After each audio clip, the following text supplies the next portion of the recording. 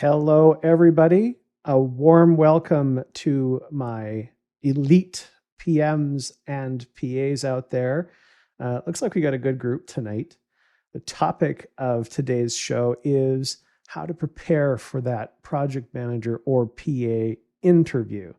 I'll talk about some of the questions that I normally ask and just help you sort of understand what it is that I would be after. Like, what would I be wanting to hear if I were to be asking you those questions? With that, I just want to talk about a couple of things that you should do prior to the interview before we dive right into the questions. And the first thing that I would say to you is when you're looking at a prospective job, let's pretend for a moment that you found a job on online somewhere and you've applied to it and you've followed all of the recommendations that we've made in the past about how to make your resume more appealing, and you got the call for the interview. The first thing you're going to want to do is you're going to want to do a bit of research on that company. Now, in the job description, typically what will happen is they will list the department and a few other key items about their company in the job description. And then I would recommend that you go over to places like LinkedIn and look up how many people you can find working in that organization. Now, if it's a large organization, you may want to type in the name of the department into the search box and pull up as many people as you can from that department. Take a look at the profiles that you see, how long those people appear to have been in those roles. What you kind of want to see is that people have stuck around for a while. If you're looking for a full-time job, so if you see lots of people sort of with project manager type titles and they've been with a company for, 5 or 10 years, that says something about that organization, especially given how mobile PMs and PAs can be if they choose to be. If they're choosing to stay in an organization, that's usually a very good sign. Other really great resources are things like sites like Glassdoor, and also friends. Like talk to friends, people who you may know that might work there, or colleagues who have perhaps worked there in the past, and find out as much as you can about that particular company. And here's why I'm saying this. It's not just to prepare yourself to look good in the interview. One of the key things you're going to need to decide is whether or not you actually want to work for this company, because you do not want to be miserable. You do not want to get stuck in a company where you do not like the environment, or perhaps people aren't allowing you to do your best work. And you can't always know that before you get into a company, just like a company can't always know that you're going to be perfect fit for them in the interview. But don't forget, the interview, it's a two-way street. It's not just about the company deciding whether they want to bring you in. This is also an opportunity for you to decide whether you want to be there in the first place. So don't forget that. I think a lot of people do. They just think, oh my goodness, I'm in a situation where I need a job. And so I just want to do the absolute best I can in every interview, no matter what. But I can tell you, I've been to interviews in the past where, upon completion of that interview, based on what I've learned online and the environment and how it felt when I walked through the corridors of that particular office building, there have been times when I've decided, I don't think this place is for me. So do your research, find out as much as you can about that company, about the department, search for people with the same titles that you are applying for, and you may be able to get some key insight into what that company is like before you arrive. I also want to give you a little bit of a pep talk, because I think the other thing, other than being able to anticipate the questions and being able to answer them properly, um, you also have to have the right mindset. I'll say in an interview, confidence is very sexy. People love it, and they are drawn to confident individuals, especially when we're trying to hire people to manage projects for us, right? We may be handing them millions of dollars to oversee, and we want to know that they have the confidence that we need them to have in order to do a good job. And so how do you get that confidence? Because it's very nerve-wracking situation, right? I mean, someone's now going to examine you and decide whether you're good enough to actually join their ranks. So in order to sort of get that level of confidence, here's a question I have for you that I'd like for you to ask yourself and answer. Do you think that you have the ability or the capacity to care more about something than anybody else? Because that's what we do as project managers and PAs. We care more about the outcomes of our project than anybody else. Well, I don't want to say it's no different, but it's very similar to, like, becoming a parent. There is nothing you wouldn't do for that child. You care more about that child more than anything else, and more than anyone else possibly could. And you might think, okay, Jason, you're going off the deep end. My projects are nothing like my children. But I would say this: if you care more about a thing more than anybody else, here's what starts to happen. And I love the parent analogy because it works very well. I'm not a medical doctor, but my child gets sick, and I will take my child to the doctor and listen to what that doctor, who is the expert, I will listen to what they have to say. But because I care more about my child than anybody else in the world possibly could, I'm actually willing to second guess that doctor if my gut tells me this might not be right, and I'll get a second opinion. I'm motivated to do that because, again, I care more about this child than anyone else could possibly ever care for them. So if you can do that with your job or with a particular project or with a team, and you can care about them more than anybody else, then you will do more than anybody else. You don't have to be the smartest person. You just have to care more. I say that a lot. So if you have that capacity, I don't want to go too far down this rabbit hole, but if you have that capacity, then any company would be absolutely glad to have you on their team.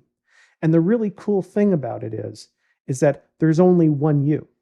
So they would be lucky to have you because there's only one you. Only you can be you.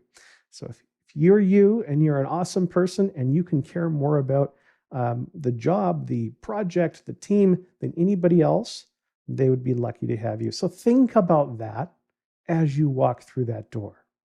And then you have your interview. So now that we've talked about having the right mindset, you're not going to just give yourself away to the first person who shows interest in you. You're going to do your research and you're going to treat the interview just as much as you're trying to decide about them, as much as they are trying to decide about you. And if that's the case, then let's get into what are some of the common interview questions that you might see come up. And then what we'll do is, the way we'll approach this is, I'll say, here's the question. Here's a couple of other variations or varieties that you might encounter of this question. And then I'll say, this is what this question really means. Let me interpret it for you. What is it that the interviewer is trying to get?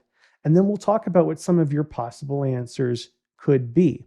And I think that with the questions, I only have 10 of the most common questions that I will share with you, but feel free to put into the comments any questions you've been asked that have completely stumped you, and we can go over those as well with the group. So we're going to go through some of the common questions, and then I'll talk to you a little bit about what they mean. So let me just go up to here. All right, there we go. I'm just going to take a quick peek at the chat here. Sorry, I'm trying to manage multiple things at once. Can we ask questions? Yes, you can. You can ask questions, and I will see them. I typically try to go through the questions towards the end.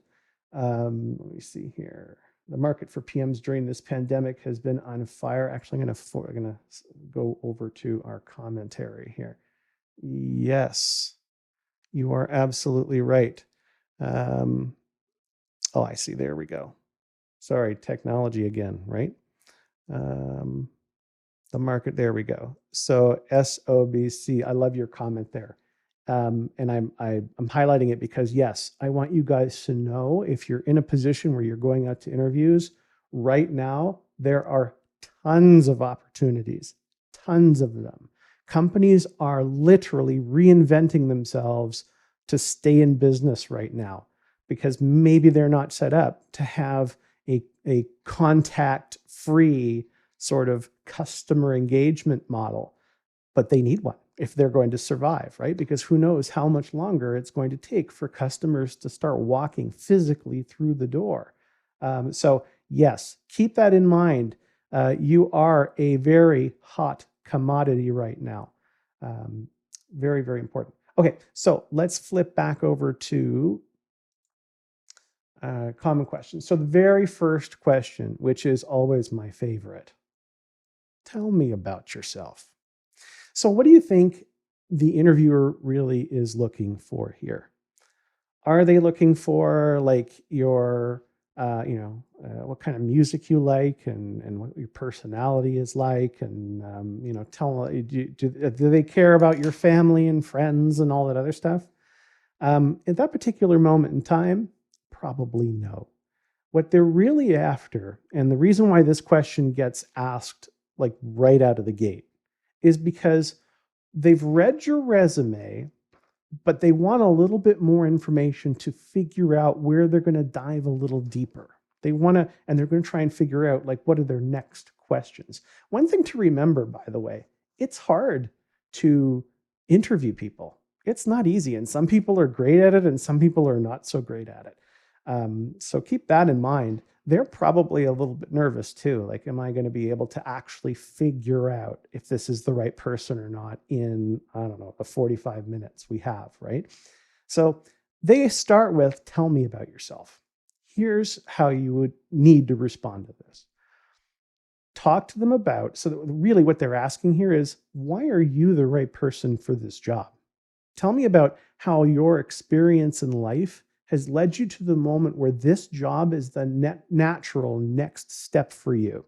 And tell me how your life has prepared you for being the perfect candidate for this job. That's really what they're asking of you.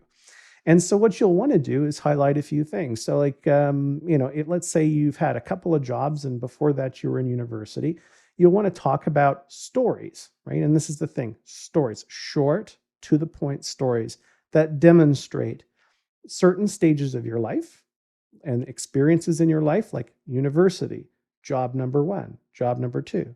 And in those stages, here are the things you learned, which have prepared you for exactly this kind of role, right? So, you'll say, I went to university where I studied, some sort of topic. If you studied a topic that's relevant to the job, that's fantastic.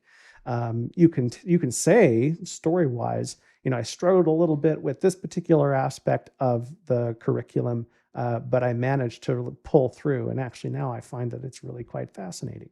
Then you'll talk about job number one. And job number one was an awesome experience because I got thrown into an environment that was highly regulated. And I'd never even thought about government regulation on this particular industry before. But oh my goodness, the things that I learned in that role and the experiences that I had really have helped me in subsequent roles.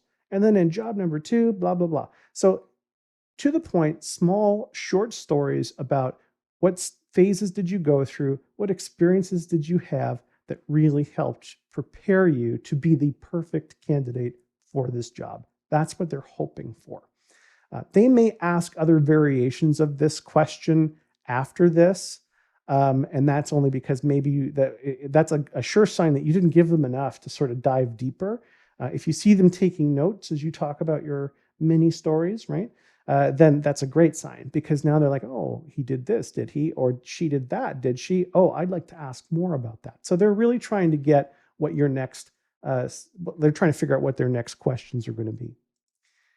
All right, so another one that folks ask, what are the most important skills that a PM must have?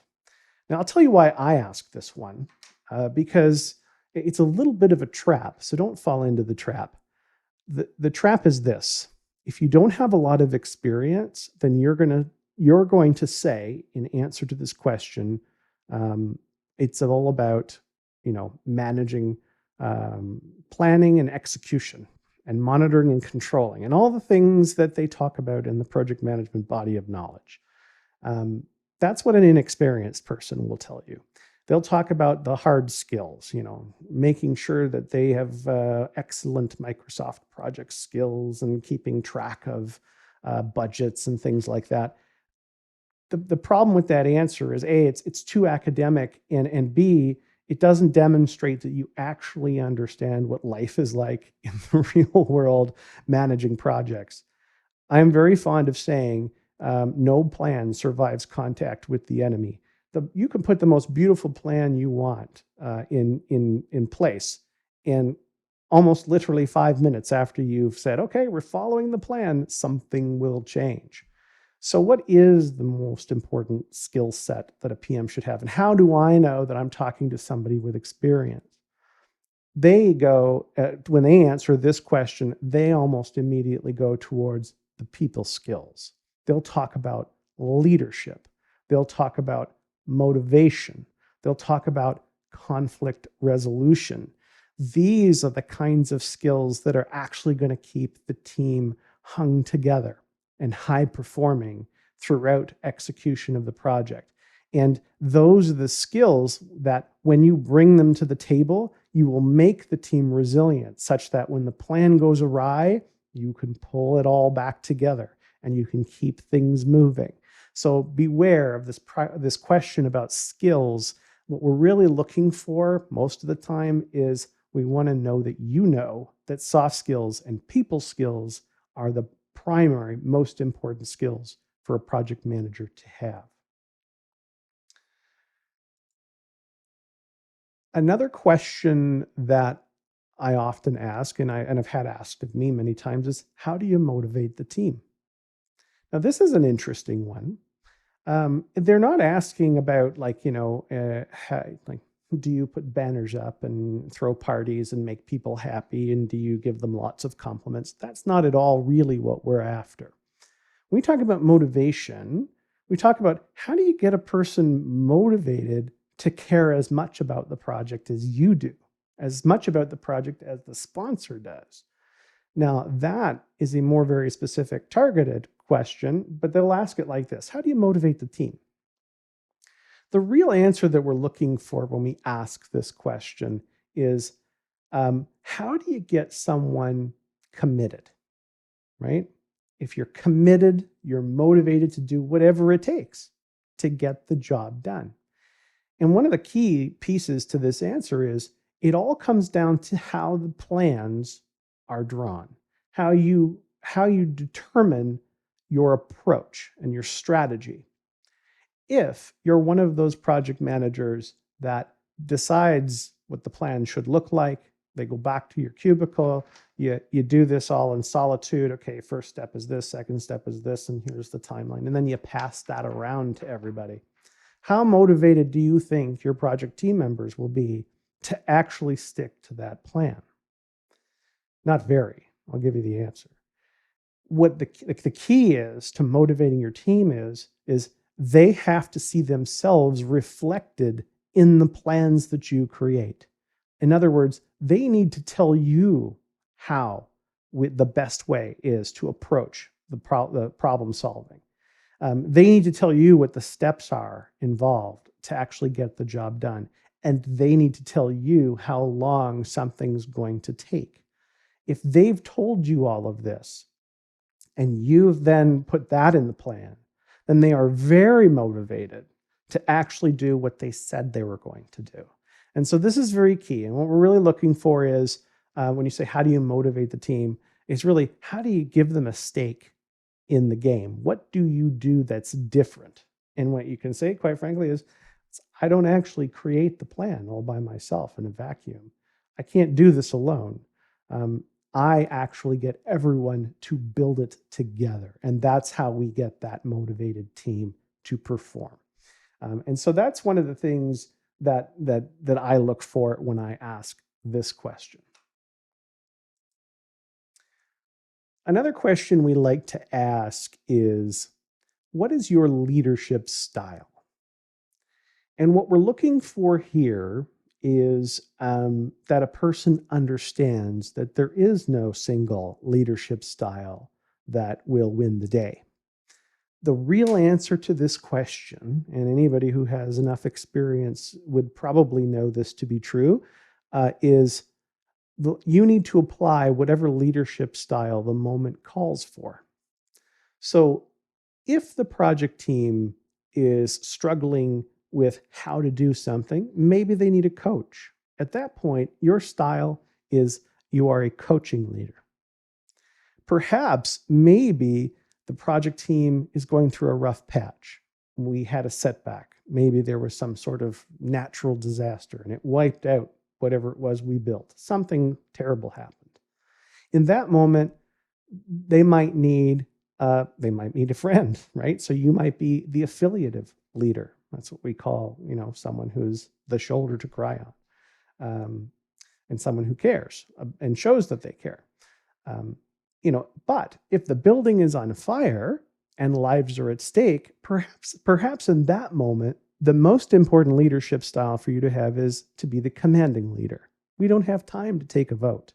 We're just going to tell people, get out of your chairs and follow the fire plan and get down that escalator or that set of stairs and save your life. We're not going to ask questions. We're just going to command, because that's what the situation calls for. And so when anybody asks you any variation of leadership style questions, what we're looking for is, you need to change your leadership style to suit the situation. That will immediately identify you as a person who understands or who has some experience. The next really popular question that comes up in project management interviews is the scenario-based question. And it's usually some variation of, tell me about a time when everything went wrong, or tell me about your biggest challenge project. You're going to get this. And if you're relatively new, let's say you're going for your first PA role, you still should have either an experience in university or an experience in your personal life where you had to accomplish something and that something was slipping through your fingers. Where a lot of people go wrong with this question is they say to themselves, oh, I can't tell you that I failed. So what I'll do is I'll tell you about a time when it appeared like it was going to go wrong, and then I saved the day. To me, that very much sort of makes me very disinterested, because what I'm really after is, A, do you have real experience? And if you do, then you have failed. Everyone has failed. I've managed well over $100 million in projects in my career. I think the number is somewhere in like the 200 plus different project teams that I have managed in the past. But what I can tell you is that I've failed a lot in those projects, but I learned from them. I learned from all of those failures. And some of them, yes, I was absolutely able to turn them around. What we're looking for when we ask this question is this: are you a real person who has experience? And if yes, then you've got to be able to pull out a failure story, one that'll probably make us howl with laughter because we've all been there. Then you need to follow it up with the following thing. And what I learned from that experience is X. That's the key. Yes, I have failed. I am a real person and I am not perfect. And here's what I learned from those experiences. That is absolute pure gold in an interview. But it's hard. Nobody wants to admit that they've had a big failure in their career. And so they try not to answer that question and they kind of skirt around it. But the people who go right for it and say, oh, let me tell you, here's a doozy of a story for you. Those are the ones that we now have this really great dialogue, because now I get it. You're real. You've had real tough experiences. I can kind of see the battle scars. And now we really can get down to some of those details that we're interested in the interview. And we're starting to make that connection. So don't be afraid of the question and go for it. Anyone who's lived a life of any kind has failed. Let's talk about that. And then you follow it up with, and here's what I learned. The next question that we get a lot of is, what are your opportunities for improvement? This is another, are you a real person question? And this one's kind of tough, because I will caution you. I mean, you don't want to say, well, I have a tendency to punch people in the face and that's my opportunity, is to anger management. Like, okay, you're probably not going to get the job if that's your opportunity. So you got to be selective. But here's how I like to see this question answered. There is a concept. There's a couple different schools of thought here. There's one school of thought, which I do not ascribe to, is that you have things you're good at and you have things that you're not so good at. And your goal in life is to make sure that you get better at those things that you're not so good at. I think that's complete BS. If you're not good at it, you're not good at it. And you're probably never going to be great at it. How I like to see this question answered is this. The person will tell me, you know what, here's the number one most important skill that I think I need to have. And that is, let's pick one, influence. I think influence is one of the most important things that a project manager needs to have. And although I have learned a lot over the years about how to sort of understand my environment such that I can navigate those political backwaters successfully and get everybody the success that they're hoping for, but I can always get better at that. And for me, getting better at that, understanding what people want in all situations and getting a feel for where is power shifting in the organization and who might be sensitive to a particular topic. Getting better at that is probably my biggest opportunity, and I will never stop getting better at that. That is a fantastic answer to a question. It says, oh, what are your opportunities? You don't want to talk about the stuff you're not good at. Like you're probably never going to be good at some of that stuff. And if they're an organization that believes they're just going to have to keep pounding on you to get better at the stuff you're not good at, then they're probably not the right organization anyways. So what we're really going for here is, what skills do you think are most important, and which ones do you want to continue to develop? And then you can sort of tie it into, and by the way, this is one of the reasons why I thought this would be an awesome project for me, because I think I'm going to be able to put that skill to good use. And I will flex that muscle and I will grow that muscle, and it will be stronger for me as I go forward in my career. So these are the kinds of ways that you could answer that question. Pick something that's important. Pick something that you enjoy, that you've learned a lot about, and then talk about how you want to learn even more. The next most common question that I see is we get into the technical aspects of project management, just to test to be sure that you kind of understand how some of the basics work. So you might see a question like, how do you get accurate estimates? And this is where you do want to get a little bit technical, and you want to talk about, the different type estimation techniques that you could use, whether that be analogous estimating or parametric estimating in the beginning. And then when you get further down the line and you've fleshed out your plan, then you switch over to bottom-up estimating, because that's the more accurate way to estimate on a waterfall project. So we're really looking for that kind of answer. What I've gotten a lot of in the past is, well, the way I get accurate estimates is I go to the leads for each of the departments and I ask them to tell me how much this thing is going to cost. Yeah, that would be a large no. Like, we'll draw the X through. Like, okay, we did not get that answer, right? That what we really need to see is, do you understand how to get good estimates from the team? And also demonstrate for us, please, that you understand that estimates will start being high level. And then as you progress through your planning process and phase, you will actually get more and more detailed estimates pulled together for that final reveal with the business case. And then you get that approved, and then you go into execution. So just describe that process. And literally it's right out of the textbook. So go to the PMBOK, read about estimating, learn about things like ABC estimating techniques. This is definitely a technical question, and we're trying to determine whether you're conversant in project management language and you understand what some of the techniques are. Another one that I like to ask is, when a project goes off the rails, as it inevitably does, how do you bring a project back on track? So this question is really, what we're really asking is, how do you solve problems, right? And the answers the basic answers that I'm really not looking for when I ask that question are things like, well, we'll redo the plan, and then we'll do a change request, and then we'll get that approved, and then we're back on track. I'm looking for something a little bit deeper than that. What we're looking for is people who understand that, first of all, you have to find out what the root cause of the problem is to begin with, such that that problem doesn't rear its ugly head again and throw you off the tracks.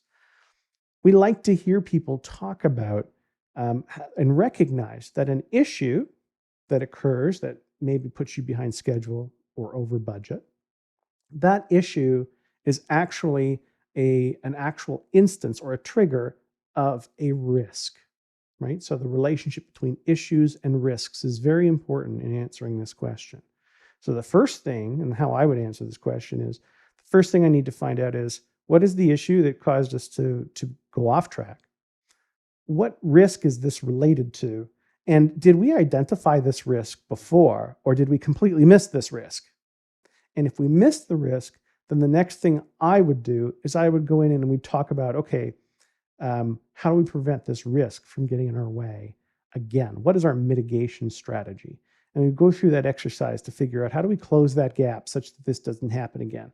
If I have like a resource issue, maybe I'm bringing another resource in to make sure that we have some backup, right? Backup talent in the event that something happens. And then we'll distribute the work between them. That sort of thing. But we want to hear you talk about issues. We want to hear you talk about risks. We want to hear about root cause analysis. And then we want to hear how you would then, after all of that, you would then figure out, okay, now what does everything look like? I've brought that extra person in. It's going to increase my cost a little bit, but I've now patched that particular hole and we're not going to have a problem with that again. And then we talk about PCRs and moving forward. So keep that in mind. When people talk about bringing projects back on track. We're really trying to figure out, do you understand the relationship between issues and risks, and how do you actually do your risk management? That's very important. Another question that people like to ask is, what would you do in the first 3 weeks of your job? Like, what would be the first thing that you'd do? And what we're really looking for when we ask this question is, are you the kind of person who can self-start? I have yet to work for a company that has a really robust onboarding process. And I've worked for a lot of companies and a lot of really great companies, but it's very hard to put an onboarding program in place for some reason. And so what we like to hear is that we already acknowledge that we're probably going to drop our new candidate right into the deep end. And we want to hear that they're going to be able to swim. And so certain things that we're looking for there when we ask this question is things like, well, the very first thing I would do is I would figure out how is the methodologies that you use here different from methodologies I've used in the past. So I'll learn about that. I want to learn about your processes. I want to learn a little bit about your policies and how your financial approvals work, i.e., I want to get a lay of the land for your organization. So do research, go out there and figure out how things work. The next thing we kind of like to hear people say is, and then I'm going to talk to stakeholders and I'm going to talk to project team members and I'm going to do a lot of listening and I'm going to ask a lot of questions about, like, if it's a project that's been already in progress and you're being dropped into the middle of it, I would ask them questions like, what are your biggest issues that keep you up at night? What are you worried most about where this project is concerned? The real key here is you're going to ask a lot of questions, you're going to do a lot of research, and you're going to do a lot of listening, right? I like to say you've got 2 ears and 1 mouth, so listen twice as much as you speak. And no time is that more important than when you're first starting in a role. The other thing is, and we talked about influence earlier, if you want to have a positive influence in an environment, you've got to learn about that environment and who the people are and how they're motivated and what they want. And so someone with experience will actually talk about how they're going to try and fit into the environment first and get a lay of the land and understand that environment. And then they will figure out what they're going to do next. Shouldn't take long. Maybe a handful of days, a couple of weeks at the most, lots of talking, lots of coffee meetings, but that's what we like to hear people say they're going to do. Because I don't have to train you on how to have coffee with someone or how to ask questions or how to figure out how everything works. You can ask those questions and you can get those answers. So I get a sense when someone answers the question in that way that I could drop them in the deep end. I will still feel guilty about it, as I always do, but they will survive, they will swim, and they will figure out what the next steps are going to be because they listen and they ask a lot of questions. So remember that when this question comes up. I'm going to ask a lot of questions, I'm going to do a ton of listening, and only after I've figured out the environment and the lay of the land will I decide what to do next. Another question we like to ask is, what motivates you? So what are we really asking when we ask this question? When we ask, well, what motivates you?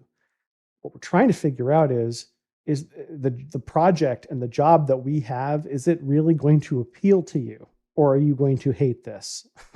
Right? So really, the best way to answer this question is, I mean, if they mentioned the project that is actually they're trying to hire a project manager for, that's perfect, right? Because then you can actually determine for yourself the reason why you're sitting there is because this project is, I don't know, perhaps they're building something from scratch, or they're doing something disruptive in the industry that nobody's done before, or maybe it's not that exciting. Maybe it's they're trying to fix something that's broken, and and maybe that's what motivated you to apply to this job, because you love to fix stuff. You love to jump in and fix things. But you can see what I'm doing here. What you're really trying to do is figure out how are you going to care about this? How are you going to want to do this? What is it about it that's so appealing to you? That's really what they're asking you.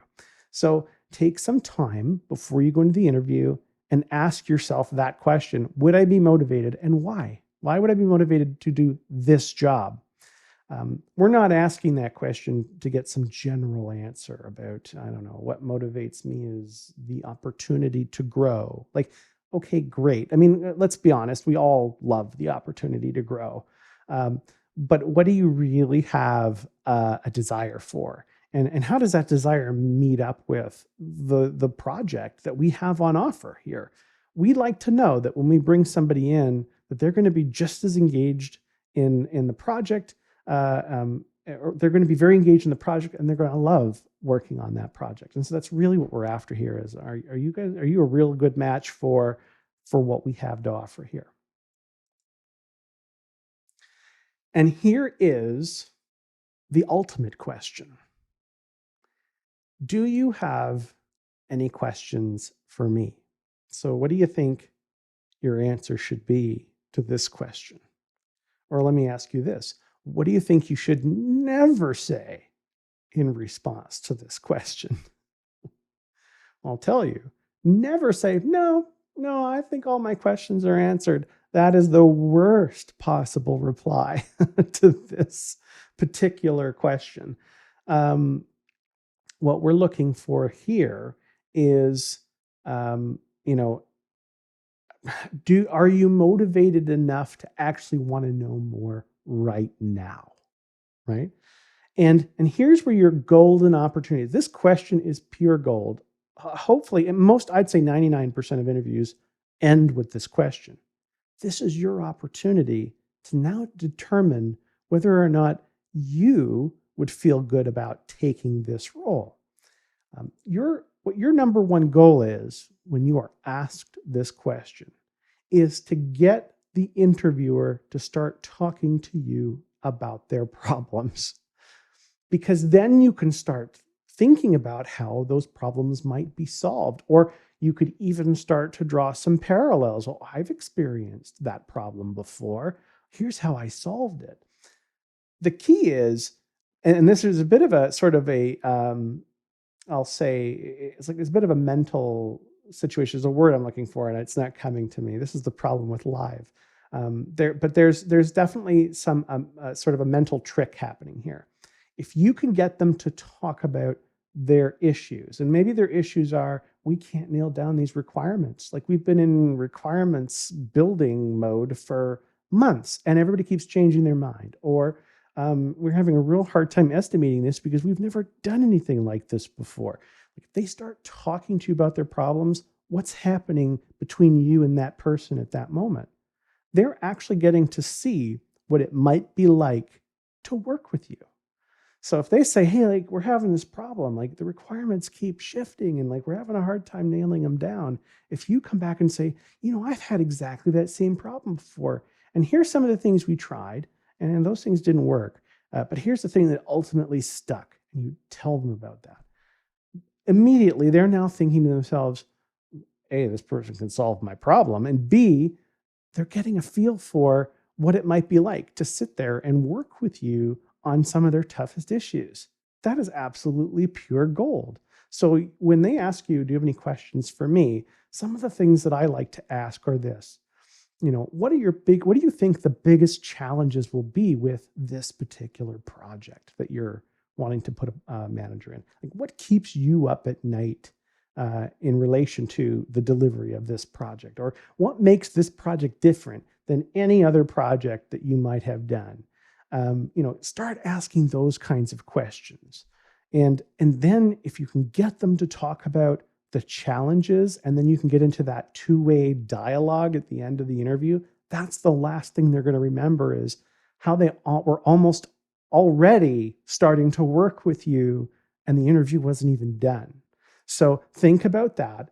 And don't ever say, no, I don't have any other questions. They've all been answered. Because what we really hear in that situation is, hey, I'm just looking for a job. So, like, do you want to hire me or not? Right? That's kind of how it sounds. So, like, always say, well, yeah, of course, I got a lot of questions. And if you did the research that I talked about in the beginning, where you looked up the company and the people who work there, you may even have some genuine questions about how's the company structured, and who do the project managers report to, and is there one PMO or multiple PMOs, or is there no PMO, or like how does all of that work? And just start to talk about that. And again, the more they can open up and tell you about their environment, their struggles, their challenges, and the more two-way dialogue you can get going at the end of that interview, the better off you will be. And that's the number one thing. At the end, I'm always chomping at the bit for this question, and I'm always hoping they don't ask it like 5 minutes before the interview is supposed to end. So that's the thing. I'm always very cognizant of the answers I give, because I want lots of time for this question at the end, because this is where I get to decide, do I want to work with this person? And this is where this person gets to understand what it might be like to problem solve and work with me. So keep that in mind. All right, I'm going to flip back over to the clean screen here, and we're going to take a look and see if we have some questions from the group. Go back towards the beginning here. All right, what do we have? All right, let's just get a few of the comments up. So we have somebody saying here, per my recent interview experience, though I have good stories with details, I've been asked questions that made me hard respond properly. And now I don't even know how to prepare better. Let me see here. I think there's a couple of versions of this here. How do you manage a project from beginning to end? Okay, let's take each of these questions in stride here. How do you manage a project from beginning to end? So the first question, if this question were being posed to me, the first question I would ask is there a particular methodology that you guys are hoping to use to manage this project, or do we get to select the methodology that we think would best apply? Because the answer to that question will change what project, how that project unfolds as you go along. So if it's a waterfall methodology, or that sometimes now they call it deterministic or predictive, because I guess people don't like waterfall anymore. But if it's waterfall, then you can literally describe the various different phases. And but what I would say about each phase is, here's the catch in each phase, the important steps. So in initiation, I need to make sure that I've got all the right people on the team before we get started, because I can't afford to have people coming in on a waterfall project after, like important people with valuable information to provide. I can't afford to have them coming in late, because then I'm going to have to change those requirements. Initiation, here are the key things that I typically do there. In planning, I would talk about how important it is to have the team build the plan, that I don't do it in a vacuum, that I get that commitment, right? Because I'm not just putting some plan on paper, I'm actually getting people committed to that plan. And then, of course, throughout execution, I'm all about managing by walking around. I'm all about using all of my spidey senses to figure out whether or not things are truly going the way they should. I look at how much value we're delivering against how much money we're spending, and are those two things actually meeting where they should at this point in time, or am I spending at a rate that's faster than expected and getting less value / deliverables than I had expected. So I'll be looking at the facts and the statistics.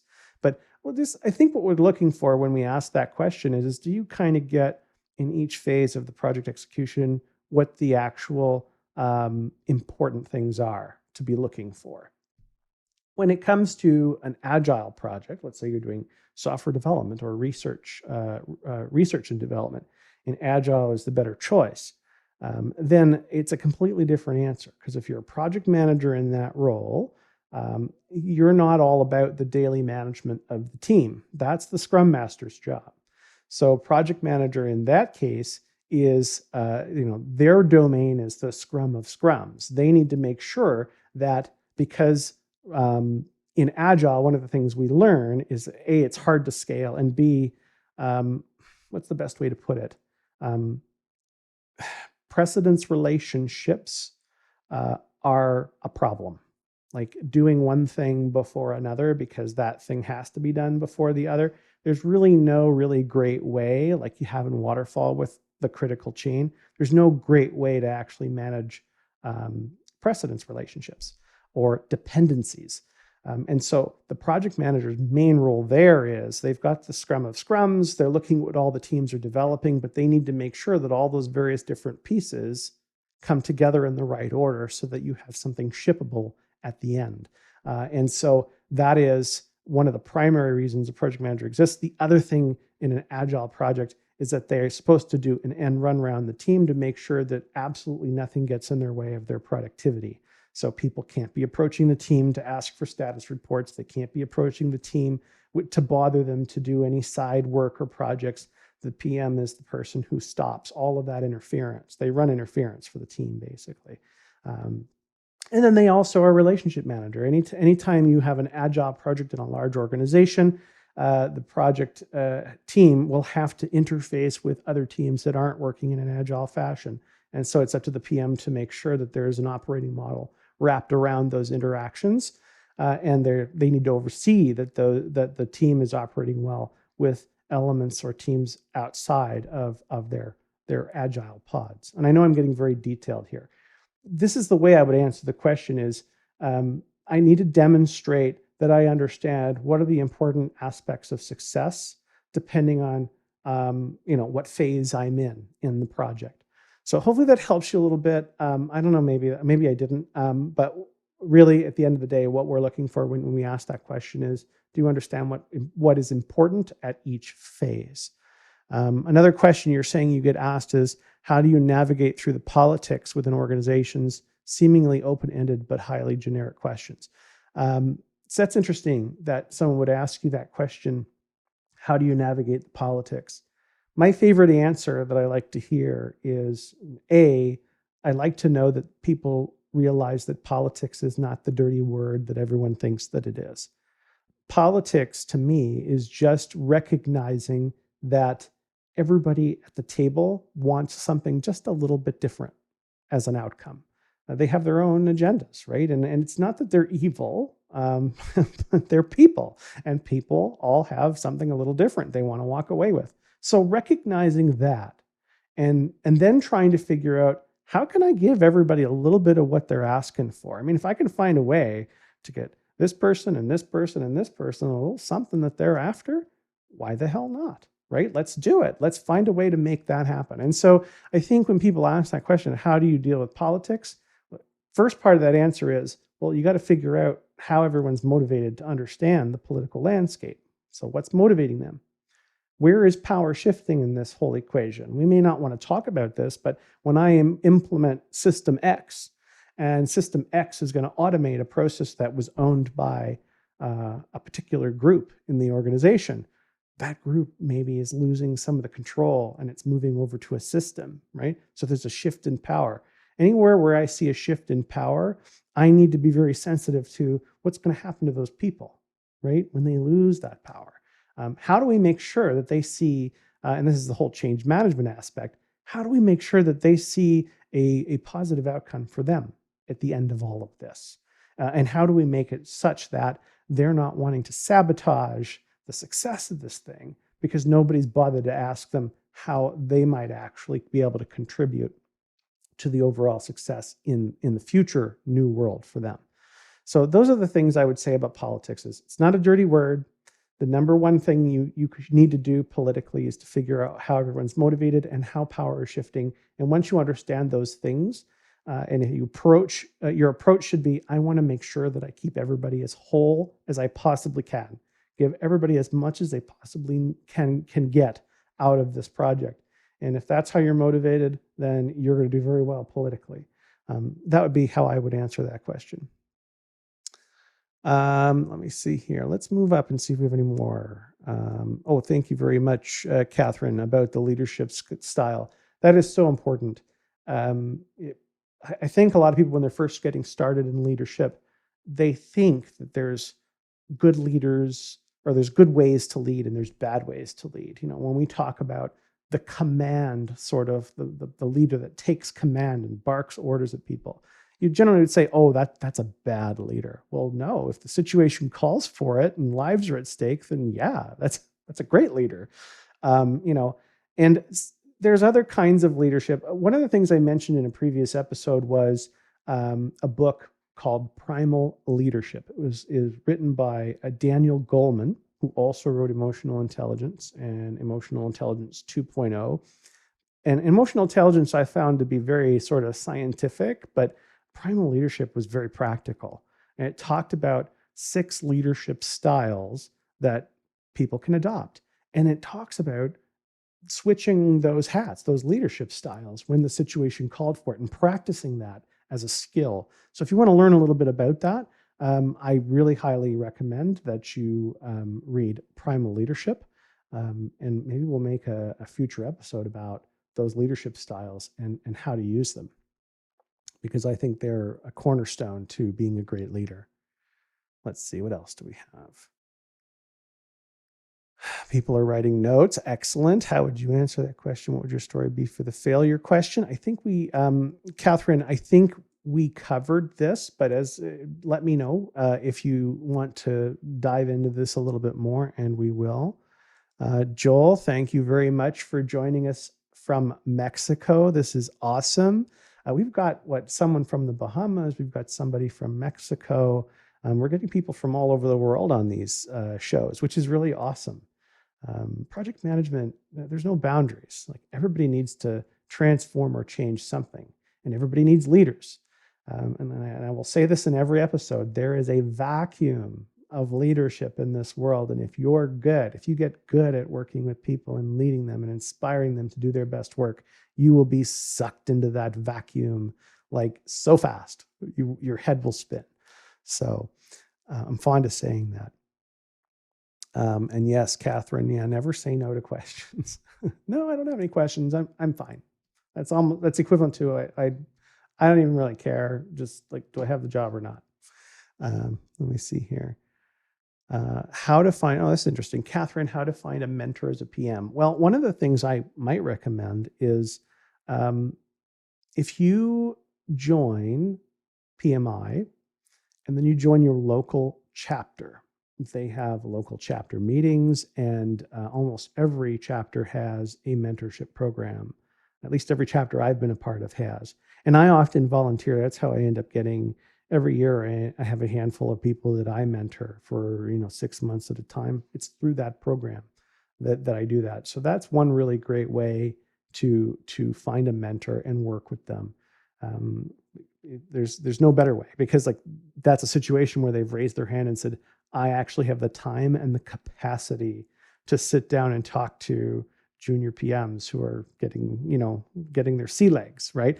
A lot of PMs, if you hit them at the wrong moment, like they're way too busy. Like they're balancing family and work, and they're trying to have a decent life. And then to throw mentorship on top of that would be very difficult. So look for the folks who've raised their hand and said, I have the capacity. Typically they're in these programs. And that's probably the best way that I can think of off the top of my head to find a mentor. And of course, we always have this program. So if you have any topics that you would like me to talk about, let me know. And I'll also let you know that I'm planning to bring in some guests. I've already started talking to some folks about bringing some guests on the show to talk about various topics. I'm very, very excited. I don't want to let the cat out of the bag, but I have a few people already that I've talked to that are interested, and there's some topics that I think are really, really great. One of them being, what do you do in the first 90 days when you get a new job to like just really kick butt and become one of those rising stars? That's coming up, so stay tuned.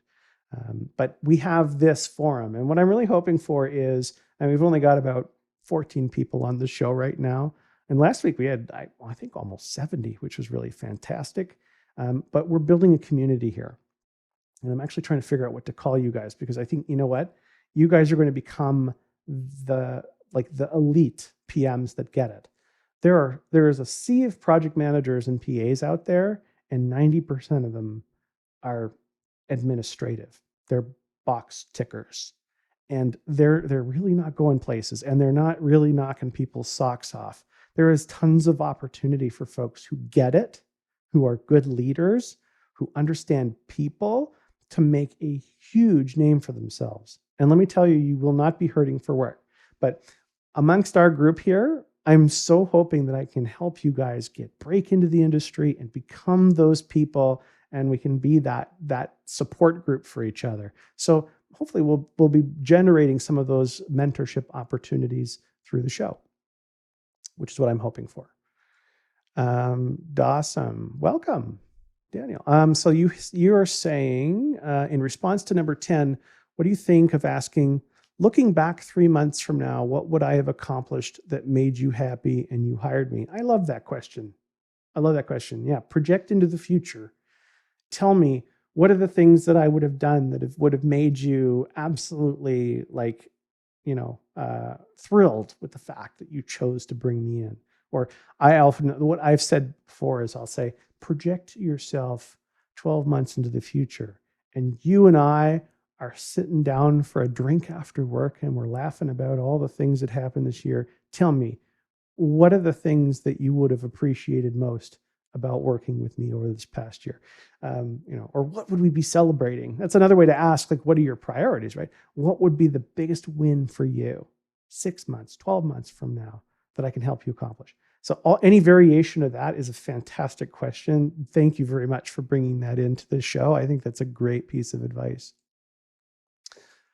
Guillermo, we have, what are some interview questions a bank or financial services company would ask in your experience or knowledge?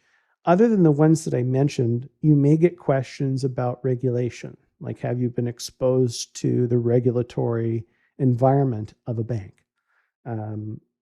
Are you familiar with the OCC in the US and OSFI in Canada and all of the other organizations like FDIC and CDIC and all of the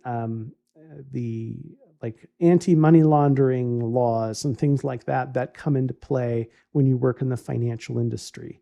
Anti-terrorism, publicly exposed personnel, like all of those things are very important to a financial institution. So if you have exposure to that stuff, it's really great to mention. Like, if you've done any AML projects, anti-money laundering, list them. Like, yeah, I've done this sort of thing. That's always very great when you're applying to a job in the finance industry. It doesn't mean you have to, though, right? I came into finance having been freelance for a number of years. And then prior to that, on the resume, I worked for a sports and entertainment company. So I went from sports and entertainment to the finance industry. That didn't bother them in the slightest. They didn't care. So I don't think you're going to get wildly different questions in the financial industry, but you may get questions about regulatory experience, especially if it's a regulatory project they're hoping to staff up for. Let me see here. And so further commentary on, yes, those details of the politics are very subtle and hard to properly describe in language, in my opinion. So it's hard for me to tell a good story to answer this. Well, hopefully my example for you has sort of given you some food for thought on how you might address that. I love this question. What do you do when you stumble during an interview?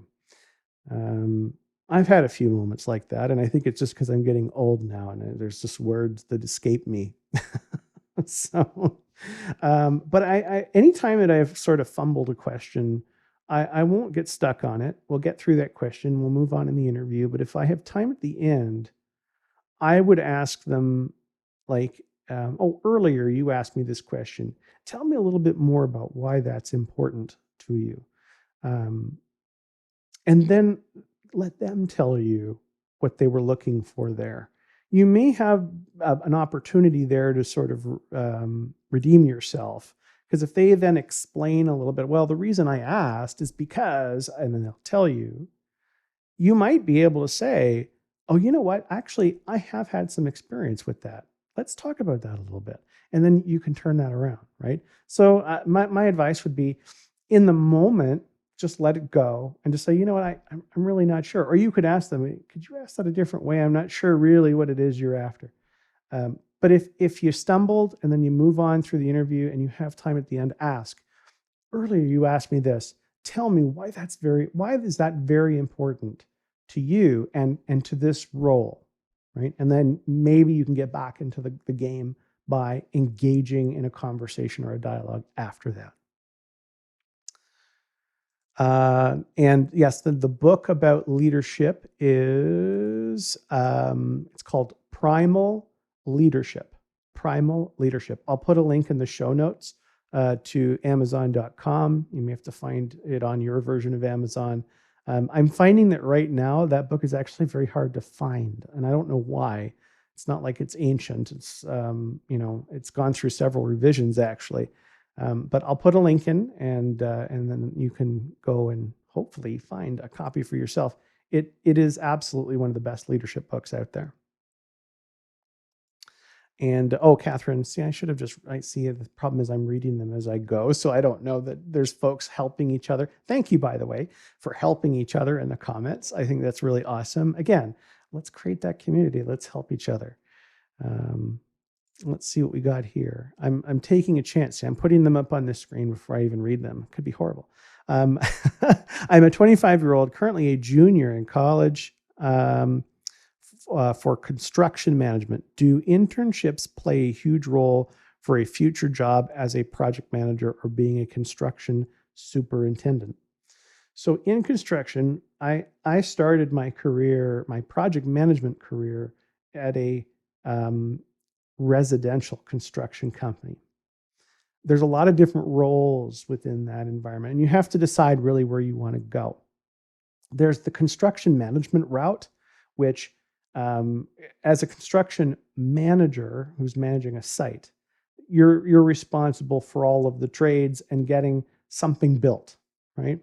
But you usually have nothing to do with budget, like getting the budget together and the marketing for your community, and like all the other things, like dealing with uh, sometimes dealing with getting permits and stuff and finding location can be a part of that person's job, but often it's not. So someone else, the project manager, is usually responsible for the project end to end. So they'll be concerned about getting the budget together, working with the shareholders, if there are some, getting the marketing together, finding the real estate or the land, working with the various different municipalities to figure out whether you can build a certain thing somewhere or build it in a certain way, working with the architects to make sure that the design is what your stakeholders want and need, and it'll serve them well in the future.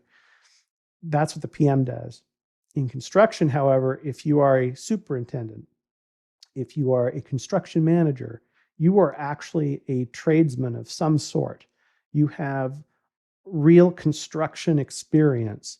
And when you talk to the trades, you talk to them because from a position of knowledge, because you know plumbing, you know electrical, you know concrete and steel and all of those things.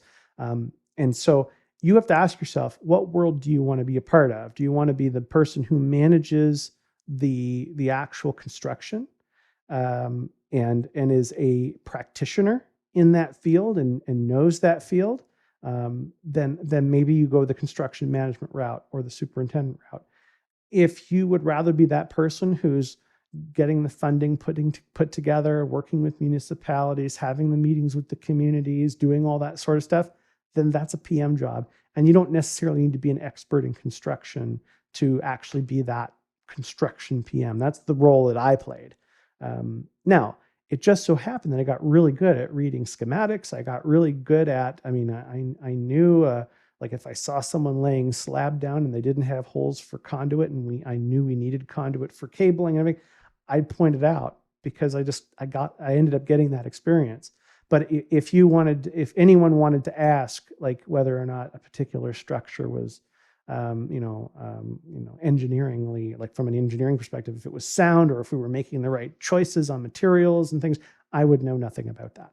So ask yourself, do you want to be the technical person or do you want to be the leader? And if you want to go down the leadership route, then you can get right into project management. And you can start as a PA and you can work your way up. You don't need a specific degree.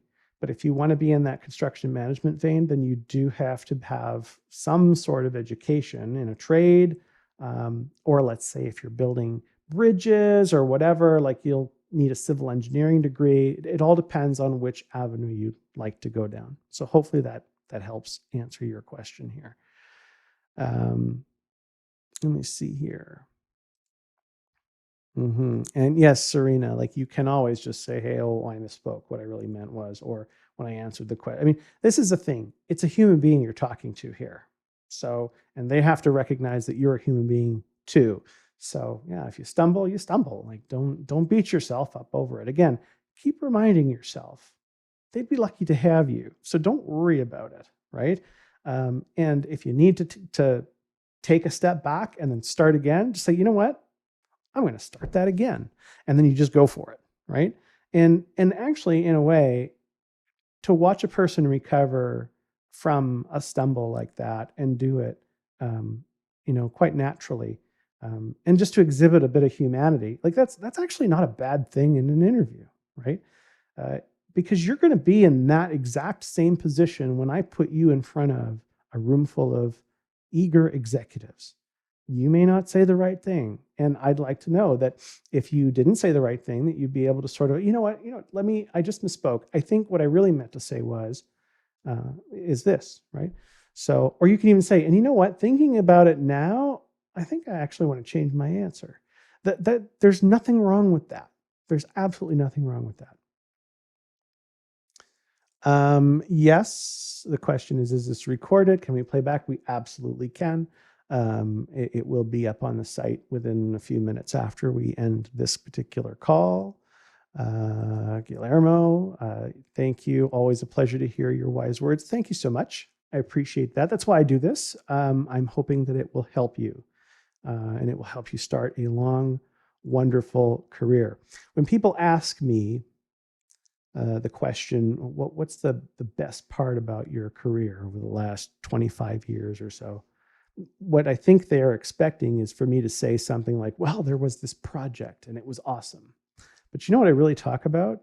It's the people that I helped. I might tell you about a person who I brought into my department who knew nothing about the subject matter, who had no experience managing projects. And I worked with her and she got really good. And she actually found that she was very passionate about project management. And now she runs her own department at a large health firm in Southern California, and I couldn't be more proud. That's the stuff that I really love. And that's why I'm doing this. It's just because I'm hoping to be able to help you guys land the job, kick some serious butt. And again, I want us to be the elite group of PMs that are sought after amongst the sea of mediocrity. Like there is such an opportunity for you guys to stand out and really, really become that sort of that cream at the top, right? That everybody wants. So hopefully we'll do that. All right. Okay. Looking forward to the next one, Catherine. Thank you very much. So am I. I'm thinking that please let me know what you would like the next episode to be like. We're going to wrap up here in just a minute, but leave a comment in the video when it gets posted. What would you like to see in the next video? I think it's either the next one or the one after that. I think I want to talk about what do you do in the first 30, 60, 90 days of a new job to really kick some serious butt. But I have a guest that I want to line up for that one because I think he's going to have a lot of really great wisdom to help you figure out what the best way is to get inserted into that organization and really make a difference quickly. Couple more comments, and then I think we're going to have to close it out. We have, speaking of interview questions in finance, as I work in banking field, I found they love to ask and see how I communicated with C-level people and how I managed expectations from them. Yes, absolutely. But I would say, I don't think that's particularly unique to finance. I mean, insurance companies probably want to know the same. Any company that has a large executive layer, right? A lot of banks will have hundreds, if not thousands, of vice president level employees. And those folks tend to be very interesting. They sometimes don't communicate the same way the rest of us do. And yes, we do like to know that we can actually put a project manager in the finance industry in front of executives and that they will do well. You don't have to have a lot of experience to do well, but one thing I think executives can abide is you're wasting their time. So you need to be able to be succinct. And the other thing that they can't abide is, anything less than 100% factual truth. If you start dancing around issues and beating around bushes, like you're not going to do well in those executive meetings. So yes, be aware that especially if if they're looking to hire someone for a large, important project with a very senior executive sponsor, there probably will be questions about how do you communicate with executives? And really the best answer to that is every executive is a little bit different in how they communicate. Some of them are in the weeds and they love details and numbers and facts, and others are not. And actually, those are the ones that I prefer. They want the high level, directional, like, how are we doing kind of conversation, and they want to be able to trust your answer. They need to be able to bet on your answer because they will be in an elevator with one of their peers who will ask them a question about project X, and having just spoken to you, they want to be able to say, I think everything's doing just fine, and feel confident in that answer. So, I don't know, some rambling tips about executive communication. Let me see here. All right. So I think we've gotten to the end of the questions. We still have 17 of you here, so I haven't scared all of you off. Thank you very much for joining me. I know that you've got a lot on your plate. You've got a life to live. You've probably got a family and a job, or you're looking for a job. And the fact that you take an hour and 20 minutes out of your day to sit with me is quite humbling. And so I thank you. Let me know what you'd like for additional topics for shows, and we can get those set up for you. I love doing these things. So thank you so much. Have a wonderful evening. Take care of yourselves and take care of others. Talk to you soon. Bye-bye.